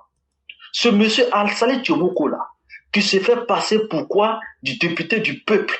Et ça, j'aimerais interpeller les militants du RHDP. Oui, c'est un monsieur, je les entends parler, les militants du RHDP là, qui ne réfléchissent pas là. Oui, c'est quelqu'un, il aime défendre les pauvres, il aime défendre les gens, mais c'est de la poudre aux yeux. Il aime défendre les gens là-haut. Mais comment ça se fait qu'il va traiter une famille d'étrangers? Voilà le juge qui vient de dire que cette famille n'est pas étrangère, que Assali Tchomoko a tort, chers parents. Ce même Assali Tchomoko là, qui dit, si tu as la fonction publique là, si tu es musulman là, faut pas pratiquer ta religion musulmane là-bas. Ce même Assali Tchomoko là est sorti encore pour dire, même pour les catholiques, il les a attaqués aussi. Qu'ils ne comprenaient pas qu'il y avait une association catholique au niveau de la fonction publique, chers parents. C'est comme ça les manipulateurs, c'est comme ça les propagandistes. Si lui, Assali Tchomoko là, il est capable de faire quelque chose pour qui que ce soit là, il n'est qu'à prouver à Tia Saleh qu'il est capable d'aider les gens. Il n'a qu'à prouver d'abord, avant qu'on va le croire. Donc quand les gens comme ça se lèvent pour dire n'importe quoi, pour attirer de la sympathie, et pour penser que celui qui peut nous aider, chers parents, attention. Faites très attention aux manipulateurs. Je vais laisser ça de côté. Deuxième point. Chers parents, Babo Laurent là, vous le connaissez, non? C'est pas parce que il a changé de parti politique que le monsieur n'a pas changé, chers parents. Voilà Laurent Gbagbo qui vous disent que lui peut régler vos problèmes. C'est-à-dire que si on casse votre maison, d'aller le voir. Si vous avez faim, Laurent Gbagbo dit d'aller le voir. Laurent Gbagbo dit, si vous n'avez pas de travail là, d'aller le voir. Mais chers parents, encore une fois, voilà notre manipulateur, un autre propagandiste qui va nous tromper et venir mettre le pays dans l'abîme. Laurent Gbagbo, quand il était au pouvoir, chers parents, il a donné travail à qui? Il a même dit que les fonctionnaires là, il va les diminuer. Quelqu'un qui dit que si tu ne gagnes pas de travail, d'aller le voir là, c'est comme ça qu'il parlait hier. Hein? Il dit que lui va diminuer les fonctionnaires, qu'il y en a trop. Voilà quelqu'un qui dit, si vous avez faim, d'aller le voir. Mais lui, quand il était au pouvoir là, quand les gens sont sortis pour dire qu'ils ont faim là, il a fait quoi? Ils n'ont pas tiré sur les gens, ses parents. Mais attendez, faites attention. Quelqu'un qui dit, si vous avez des problèmes d'aller le voir là, quand il était au pouvoir là, ils ont fait venir des déchets toxiques pour nous rendre malades. Réfléchissez un peu, chers parents. Ne soyez pas passionnés. Réfléchissez. Essayez d'évaluer qui vous fait du bien, qui vous fait du mal. C'est pas parce que Babo est en train de parler aujourd'hui qu'on a oublié l'histoire. Jugez quelqu'un par rapport à ses gestes. Jugez quelqu'un par rapport à ce qu'il fait. Et non ce qu'il dit, chers parents, pour ne pas que vous vous laissez tromper. Je vais terminer par lancer un message aux cadres du RHDP qui sont responsables de la communication. Parce que j'aurais appris, grand frère, je ne sais pas, mais j'aurais appris qu'il y aurait quoi, et ils vont mettre en place, ils vont essayer d'organiser les personnes qui animent les plateformes sur les réseaux sociaux pour le parti et tout ça. Mais chers cadres, je vous en prie, les personnes qui font les vrais combats là, il ne faut pas les ignorer. Moi, je le dis toujours, hein, en 2020, si Éclairé n'était pas sorti pour sensibiliser la population, on était dans l'anxiété. Et depuis 2020, jusqu'à maintenant, il n'a pas changé, c'est le même. Au moment où tout le monde veut aller à droite, là, lui reste toujours droit. Quand les transfuges venaient au RHDP là, Éclairé est sorti pour dire cela. Moi, je ne leur fais pas confiance. C'est des gens qui veulent nous piéger. Quand les Gouzan Naounou, en France, essayaient de se faire croire pour les bons samaritains là, Éclairé est sorti pour dire ceux-là, c'est des traîtres. C'est quelqu'un qui veut le bien du parti et ne veut pas que les gens viennent jouer à nous. Mais si vous voulez mettre en place une organisation pour organiser les personnes qui animent les plateformes sur les réseaux sociaux pour le parti, je vous en prie, ne mettez pas Éclairé de côté. Vos camaraderies cachées là, S'il y a des gens qui sont censés, qui font le travail et que vous voulez les mettre de côté et ne pas les impliquer, c'est pas bon. Hein. C'est pas bon du tout. C'est ce qui crée des frustrés. C'est parce que sur cette plateforme-là, des gens ont la conviction. C'est ce qui maintient ce que les gens font. Mais si les gens ont la conviction, ils travaillent, vous faites vos micmacs, vous vous organisez, vous mettez certaines personnes de côté, c'est pas bon. Respectez tout le monde. Merci, grand frère. Bonne journée. Merci beaucoup, cher frère. Merci encore de tout ce que vous avez dit. Merci du fait que vous aviez encore donné des exemples encore plus concrets sur les populistes et leurs méthodes. Mais moi, je vais dire ceci aux militants RHDP. Quand tu dis, mais Saleh a fait quoi et puis on a retenu. Ah non, c'est lui qui avait parlé d'affaires des data, c'est faux. C'est nous, on a parlé de ça. Et c'est nous, on a forcé nos dirigeants à prendre position pour ça, c'est nous. En fait, les gens parlent de ce qu'ils ne savent pas. La restructuration du parti, là, c'est nous, on a fait. C'est nous, on a pris des gens pour aller au siège, pour aller lire notre motion, pour dire que le parti ne fonctionne pas. Et le président a tranché. Donc, quand on dit que c'est nous, on a fait quelque chose, on sait de quoi on parle. Et à l'époque, un de nos frères ici, Ado 100%, il a dit que c'est que Assalé avec l'autre là, le monsieur du FPI là, lui qui avait dit qu'ils allaient faire venir une nouvelle compagnie, tout, Jean Bonnet. On est sorti ici, on leur a dit, ça ne va jamais se faire. Mais demandez-nous pourquoi on a dit que ça ne va jamais se faire. Ça veut dire que c'est nous qui connaissons la réalité. Et ce qu'on a dit là, c'est comme ça s'est fait. C'est pas parce qu'on est contre les Ivoiriens, mais c'est parce que nous savons où nous allons. Et nous savons comment nous évoluons. Il y a peut-être 2 ou 3 semaines, j'ai parlé de la France et j'ai dit que même l'Internet, là, on risque de vous arracher. Mais les gens ne savent pas. Moi, je sais des choses. Je ne parle pas vite. Ben, peut-être que beaucoup ne le savent pas. Mais nous sommes dans un partenariat avec des Américains. On va reprendre notre souveraineté informatique. C'est des choses, on ne parle pas n'importe comment dans le vide ou mais dans l'émotion.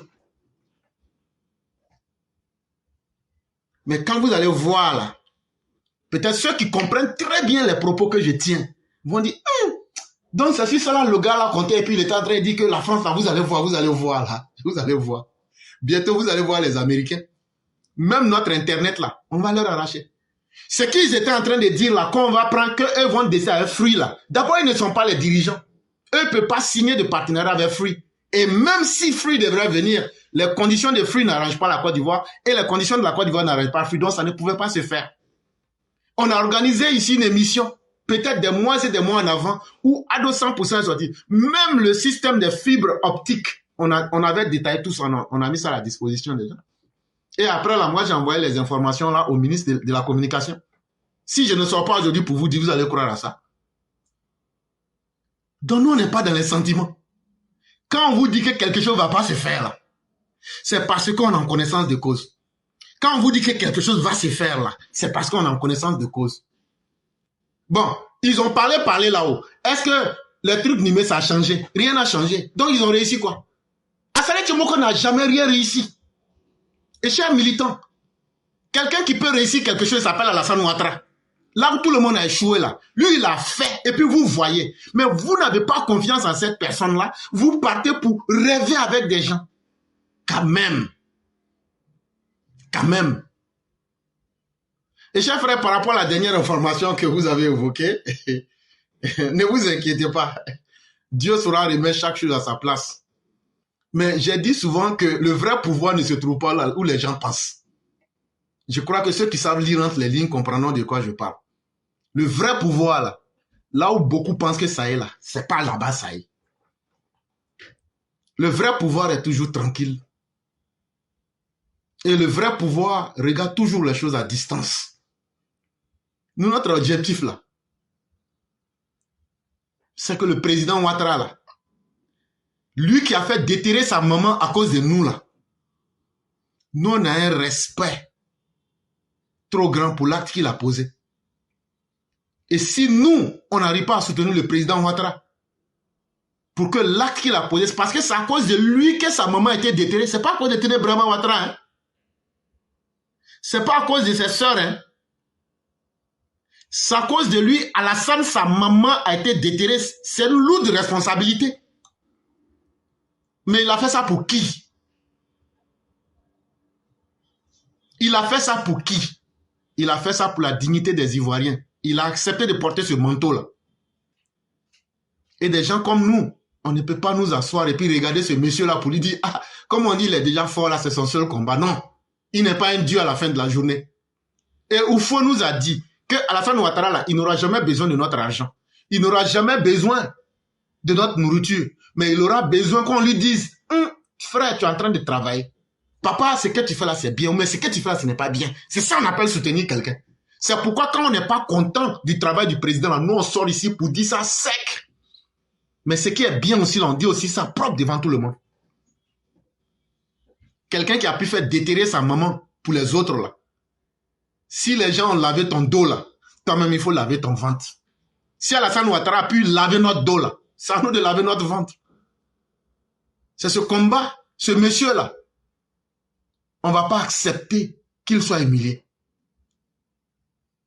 Et nous allons continuer ce combat, quelles que soient les circonstances. Faites-nous confiance. Mais beaucoup ne comprennent pas la réalité de beaucoup de choses. Beaucoup sont à la surface de l'eau, mais ils ne sont pas en bas. Et chers frères, faites-nous confiance. Peut-être après, je vais vous appeler en privé. Ok, pas de problème. Non, mais j'ai une bonne nouvelle pour ceux qui aiment voyager. Hein. Ah, bon, faut casser le papeau. Ok. Vous savez, pour ceux qui aiment voyager pour aller en Grèce, pour aller à Venise, vous savez, Venise, c'est une ville où il y a l'eau, on a des pirogues, on se promène entre amoureux. Mais pour ceux qui veulent aller à Venise, il n'y a pas de problème. Venise, il y en a un juste à côté de la Côte d'Ivoire. Il y a Venise, Bamako. Donc, si vous voulez aller en voyage à Venise, pas besoin d'aller en Grèce, donc vous allez à Bamako. C'était juste ça. C'était pour l'annonce. mais faut pas me blaguer, je vais aller là-bas. Voilà. Imaginez éclaireur pro vérité ou même mère Sali connaît ou bien NEPV à Bamako. Et j'espère que tu auras Dibina, hein. Ah là, il faut disparaître rapidement. En tout cas, pour ceux qui veulent voyager là, si jamais votre avion doit faire escale au Burkina Faso, et que votre avion doit faire escale à Bamako ou à Niamey là, attention. Non, moi je rentre pas. Non, moi je vais pas là-bas. Tiens. Moi, non. Si c'est ça seulement, c'est que moi je vais pas. En tout cas. Ok, grand frère, vraiment, merci beaucoup. Vraiment, merci. Voilà, beaucoup. donc on va continuer la bataille. Il n'y a pas de problème. Merci à vous aussi et que la grâce de Dieu demeure en nous. Merci beaucoup. Merci beaucoup.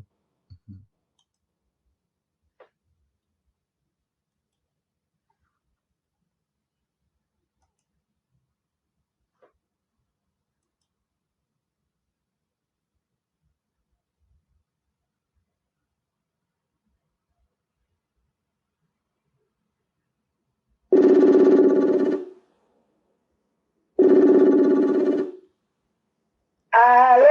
Bonjour, chère mère, comment allez-vous? Allô? Comment ça va? En fait, je n'ai pas beaucoup de temps et je vais m'exprimer rapidement. Et en fait, je voulais commencer par le sujet. Bonjour, professeur. Big up à la main, viens à la main. Bonjour, professeur. Comment vas-tu, la famille? Je vais très bien, vous-même? Alhamdulillah. Dieu merci. Et la santé? Oui, ça va par la grâce de Dieu. Merci. Que Dieu nous préserve du mal. Amin. Ok, donc on vous laisse la parole. Ok, bonjour à tous les EPV, bonjour Facebook, TikTok, je vous ferai un différent, Inch'Allah, très bientôt. Déclareur, moi je vais dire ceci, vraiment, dans la vie, Dieu même nous a tout dit. Hein. Quand les gens disent souvent que Dieu n'est pas dans la politique, je dis c'est faux, Dieu est partout. Dieu est au début, Dieu est au milieu, Dieu est à la fin. Dieu dit ceci, je ne changerai jamais la situation d'un peuple tant que ce peuple-là même ne change sa propre situation. Déclareur, c'est que nous vivons ici aux États-Unis, là. Ah, c'est la majorité qui l'a voté, non? On subit tous. Voilà. Donc c'est ça qui est là. Voilà pourquoi nous demandions aux Ivoiriens, hey, la paix que nous avions avec ce monsieur-là, Papa Ado, là, c'est qu'on a sous lui, là. On ne veut même pas que ça cesse. En tout cas, moi, ça reste moi, je vous dis, référendum pour Papa Ado à vie, là. Et après l'élection, on doit penser à ça. Parce que Dieu qui est là, il ne va pas descendre pour nous parler. Depuis Papa Oufoué même, travail même que Papa Ado a fait, Papa Oufoué là, pour le respect que Papa Ado a pour lui là. Sinon on ne peut pas rentrer dans des choses. C'est que Papa Ado fait là. C'est un envoyé de Dieu pour la Côte d'Ivoire. Quand vous regardez même les faits, les actions, tout ce qui se passe là, vous ne saviez pas. Vous voulez que Dieu le descende pour nous parler. Papa Ado, il doit rester à vie. Parce que c'est avec lui là qu'on est en train de voir la nouvelle Côte d'Ivoire.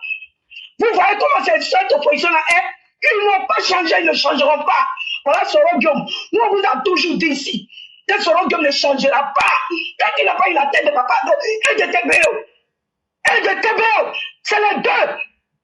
Soro Diom que vous voyez là, c'est le serpent. C'est-à-dire que Soro Diom, même si il peut porter tout pour venir contre ces deux, il va le faire. Bon pour venir contre eux, il le fera. Donc, ouvrez vos yeux. On ne peut pas laisser cette occasion que Dieu a donnée à la Côte d'Ivoire passer comme ça parce qu'on doit faire plaisir à des personnes. Non! Cette opposition n'est pas prête à aller à la paix. Voilà des gens qui nous font retourner dans la xénophobie. Et quand vous parlez, vous êtes là, il faut alternance. Vous, les jeunes qui viennent alternance là, qu'est-ce que vous pouvez faire pour la Côte d'Ivoire? Voilà Diomaye Faye et puis son collègue qui sont en train de souffrir au Sénégal là-bas. Vous avez compris? Jeunesse là, on ne fait rien vous. Quand les jeunes nous disaient avant que quand tu es jeune, tu n'es pas expérimenté là, c'est pas faux. Vous n'avez aucune expérience. Tout ce que vous pensez, ça va venir voler le pays. Dieu ne peut pas accepter. Déclarant, Dieu ne changera jamais la position d'un peuple tant que ce peuple-là même ne change sa position. Les États-Unis, ils vivent ça aujourd'hui. La Côte d'Ivoire, nous, on vit nos réalités. Donc, ça veut dire que Dieu a changé la position de la Côte d'Ivoire. Donc, on est dedans. Papa Ado à vie. Moi, je dis encore, je répète, Papa Ado à vie. Voilà. Donc, Déclarant, je vais m'arrêter là, comme c'est aujourd'hui, c'est jour de travail aussi. Donc, vraiment, que Dieu te protège. Déclarant, merci pour tout ce que tu fais. Déclarant, voilà pourquoi, dès que j'ai le temps, je joue tes audios. Parce que quand j'écoute les différentes plateformes en bas, ce sont des idées que les gens prennent pour se défendre dans les panels. Et j'en suis fier. Chaque fois que j'écoute, j'en suis fier. Donc, ce combat-là, on est dedans, Déclarant. Il n'y a pas quelqu'un qui a fait un combat de RHDP comme toi, ta plateforme. Et tu es resté zen dans ton truc. Tu as dit, Soro Diom ne changera pas. C'est qu'on a des gens qui regardent une réconciliation aujourd'hui, honte sur eux, honte l'éclaireur. Merci beaucoup, que Dieu protège Papa Ado. Excellent Juma à tous, que Dieu nous donne beaucoup de Juma dans la santé, longévité, que Dieu protège toutes nos forces de l'ordre qui nous donnent ça, la paix, la sécurité, qui permettent à Papa Ado de travailler. Merci à eux, que Dieu les protège, l'éclaireur. Je m'arrête là. Merci. Merci beaucoup, cher maire. Merci infiniment à vous-même. Merci encore de votre dynamisme, de votre courage. C'est un combat d'ensemble et c'est ensemble que nous réussirons ce combat. Et chers Ivoiriens, comprenez une chose, le bonheur là, ça ne saute pas à tout bout de rue. Ça ne s'obtient pas tous les jours. Alassane Ouattara est une grande chance. Ce n'est pas l'homme lui-même que nous célébrons, mais c'est sa vision. S'il y a quelqu'un qui est mieux qu'Alassane Ouattara, on va le laisser tomber. Mais pour aujourd'hui, là, le simple fait d'être en paix, chers Ivoiriens, c'est une grande chose pour vous. Ne négligez pas. Le simple fait d'être en paix. Ceux qui ont connu la guerre civile peuvent vous dire combien de fois cela est important. Et ne vous amusez pas. Parce qu'il y a trop de bonheur, on finit par oublier que le malheur existe. C'est dans cette condition-là que beaucoup d'Ivoiriens se retrouvent aujourd'hui. Et ils pensent que quand on vient parler, il faut forcément que ce soit motivé par un gain matériel. Non, tous les humains ne sont pas comme ça. Tout le monde aime l'argent, tout le monde peut faire les petits jeux. Mais il y a la dignité et la responsabilité qui comptent pour beaucoup de personnes. Il y a des gens là qui ne s'amusent pas avec l'honneur. C'est comme ça que Dieu les a créés. Comme il y a des gens qui n'ont pas peur de la honte. On n'est pas créés du même bois. C'est vrai qu'on est tous des humains, mais on n'est pas fait du même bois. Et chers, mais avant de vous laisser, moi je voudrais vous dire que moi je viens de la marche comme ça. Hein.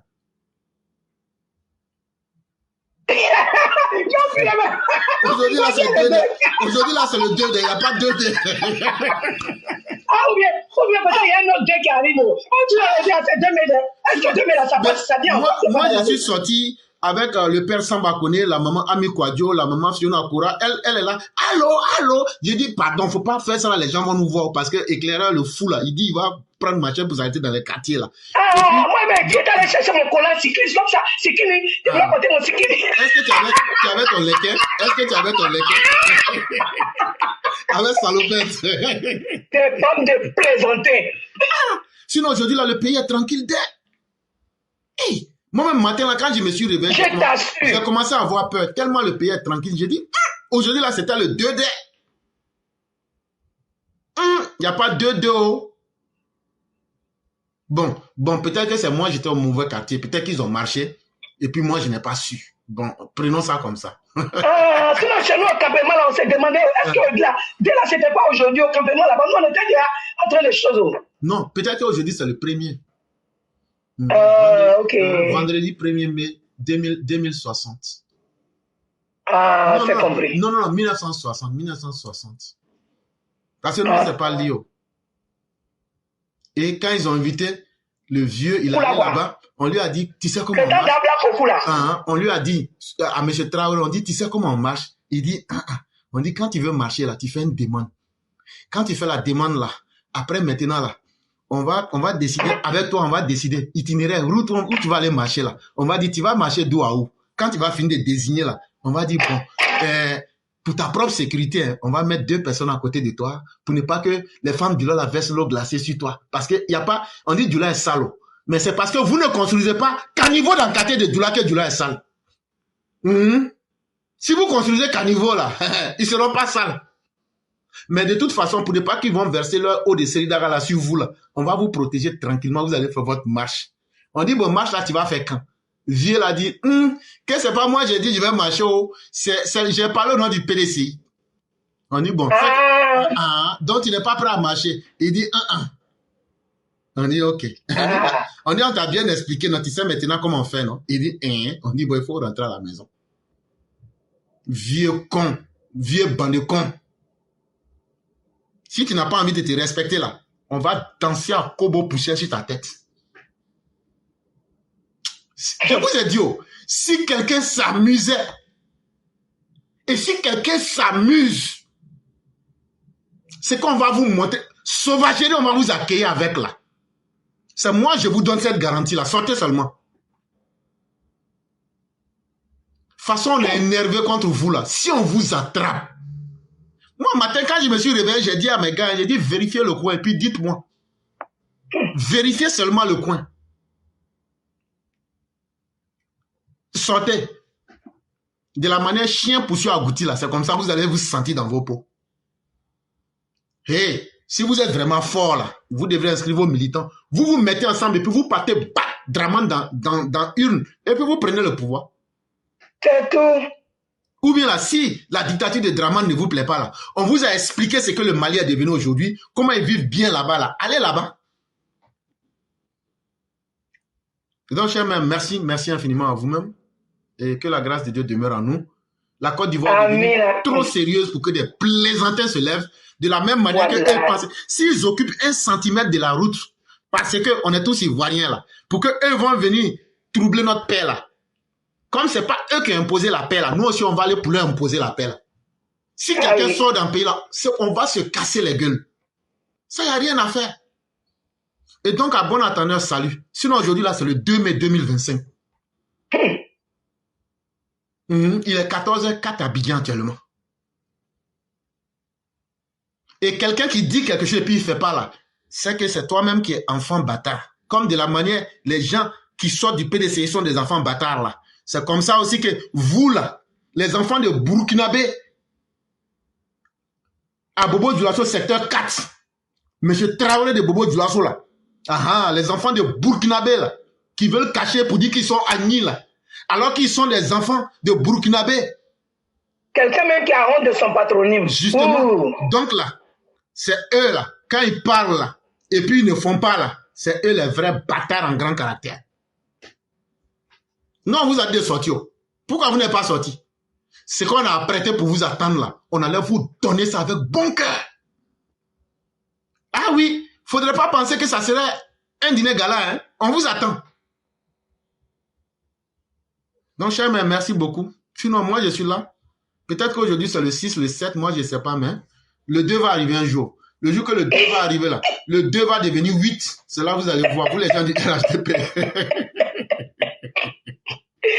Inch'Allah, on est là, Inch'Allah. Que Dieu nous donne santé, longévité. Merci beaucoup, chère mère, et que la grâce de Dieu demeure en nous. Amin, ya Rabbi, merci. Merci beaucoup. Mesdames et messieurs, nous allons aller avec le tout dernier intervenant. C'est Sundiata le concurrent. C'est avec lui que nous allons mettre fin au voyage intellectuel du jour. Et merci à tous ceux qui croient en nous. Je parle du président Ouattara et de son idéologie. Continuons ce combat de la dignité. Et l'histoire retiendra qu'il y a des gens qui se sont battus pour la bonne cause. Allô? Oui, bonsoir, cher frère éclaireur. Bonsoir, le grand concurrent. Comment allez-vous? Oui, je vais très bien chez vous. Mais moi, j'ai peur pour votre sécurité, hein, cher frère. Pourquoi? Toi, tu ne sais pas qu'aujourd'hui, c'est le 2? Moi, depuis le matin, là, je n'arrive pas à dormir. Hier, quand je dors, je fais des cauchemars et je dis, hey, aujourd'hui, là, ça ne sera pas bien. Donc, oh, Abidjan, là, c'est comment là-bas?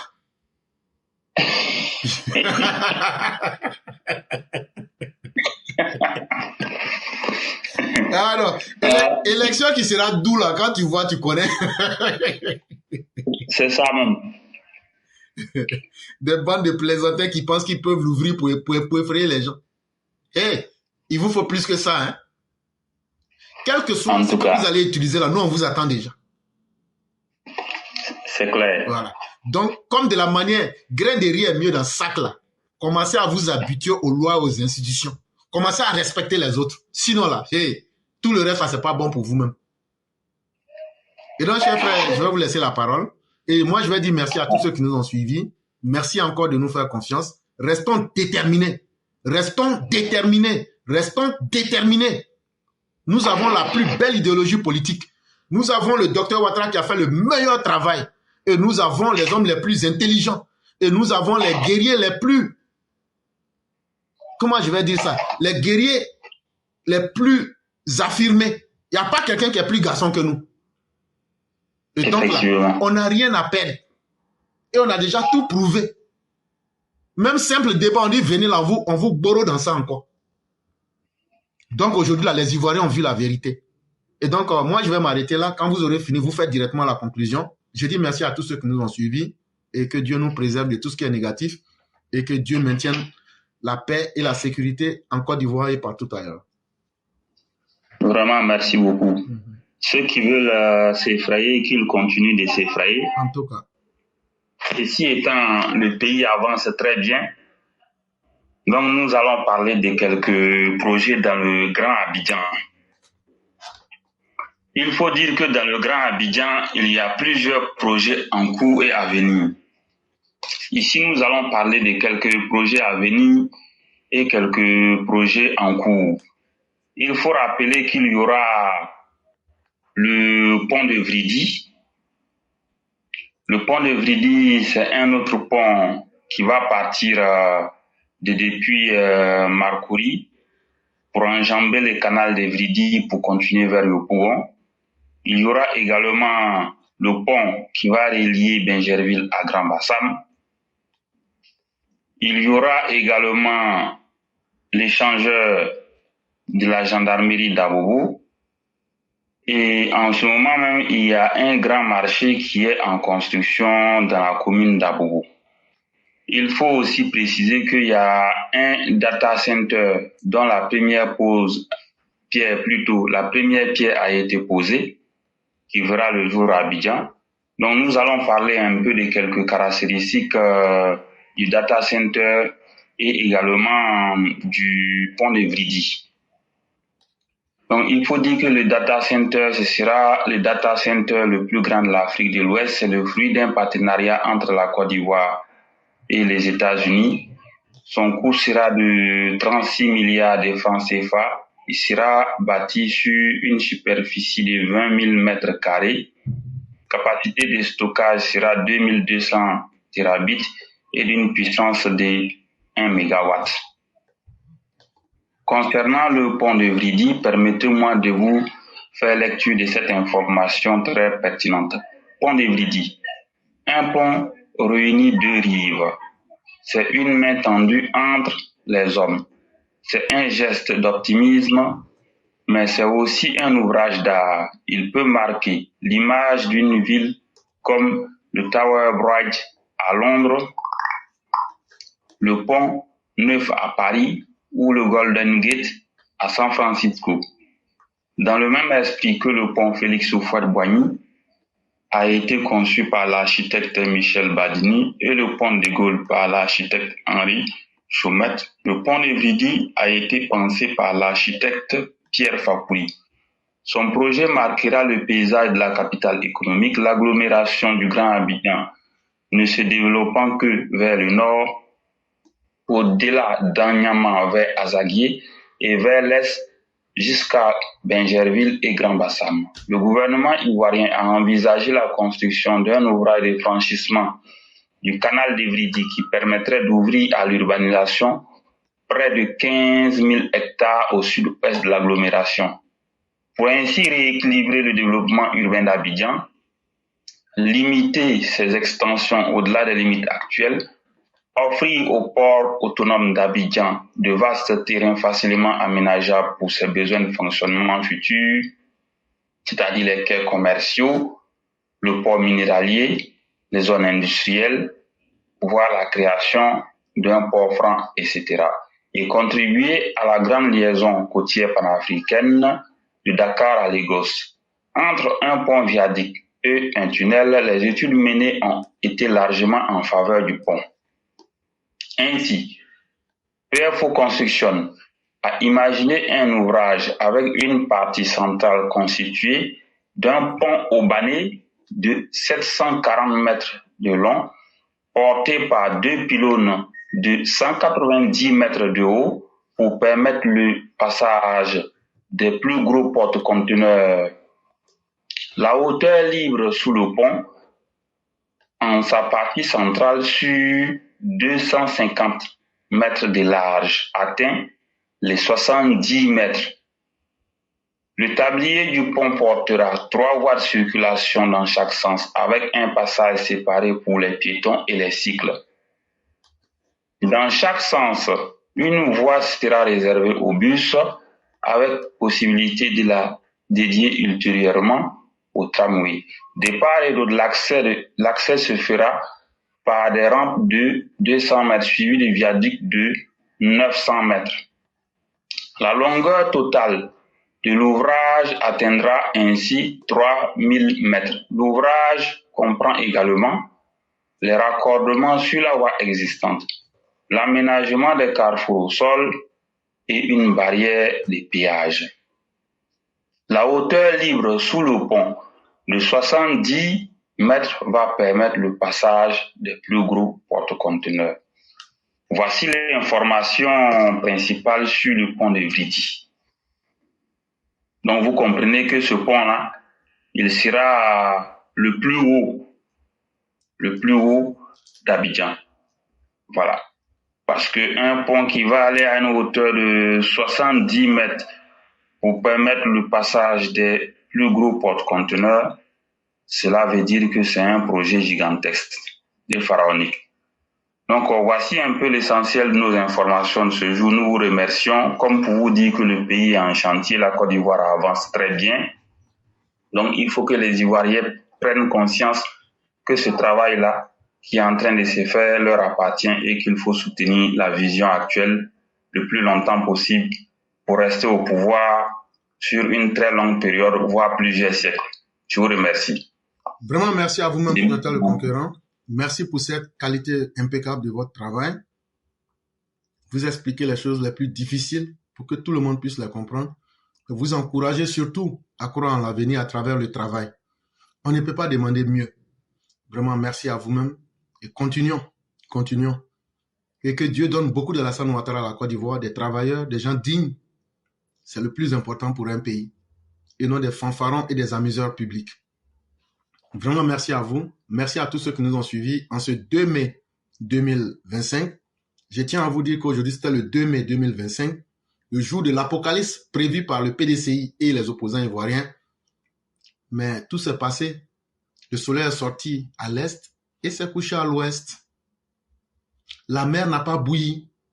Et donc, chers Ivoiriens, ça vient encore vous démontrer quand on vous dit que nous avons des dirigeants responsables qui ne vont pas s'amuser avec votre sécurité. Nous ne nous amusons pas. Beaucoup peuvent s'amuser. Ce qui est des moyens de défense du pays là, Moi, je ne suis pas militaire, mais c'est que j'ai vu là. Si je vous dis, soyez tranquille là, c'est que je sais sur quoi on compte. On va laisser ça comme ça. Laissons ça comme ça. Mais c'est que nous demandons à tous nos parents, restez sereins. On ne vous a pas menti. Et on ne va pas rentrer dans le mensonge. Le jour où on va vous mentir, là, on va préférer ne pas parler. Si les choses vont mal, on va vous dire que ça va mal. Mais quand les choses vont bien et qu'on vous présente la réalité, là, faites-nous confiance en vous tranquillisant. Vaquez à vos occupations. Le président de la Côte d'Ivoire s'appelle Son Excellence, le docteur président Alassane Dramane Ouattara. Le ministre de la Défense s'appelle Téné Bréma Ouattara. Le ministre de la Sécurité intérieure s'appelle Djomane Fagondo. Le chef d'état-major de la Côte d'Ivoire, vous connaissez son nom, M. Doumbia. Vous connaissez le général Chérif Ousmane. Vous connaissez le grand maître Jacques Koné Zakaria. Hey, on a les meilleurs guerriers. Ne vous inquiétez même pas. Dormez, vaquez à vos occupations, respectez les lois de la Côte d'Ivoire et la Côte d'Ivoire vous respectera. Merci à vous, le concurrent. Et merci aussi à tous nos combattants qui sont sur le terrain et qui veillent au grain. Ne baissez point la garde. Que ce soit de jour ou de nuit, ne baissez pas la garde. Parce que le contentieux qui est entre nous et puis les opposants, là, nous on cherche à ce qu'eux-mêmes puissent tomber dans notre piège. Et comme ça, là, on ne va pas dire que c'est le régime du docteur Ouattara, on va dire que c'est la population entre elle-même là-bas. Donc restons sereins. Merci à vous-même, les concurrents, et que Dieu bénisse chacun d'entre nous.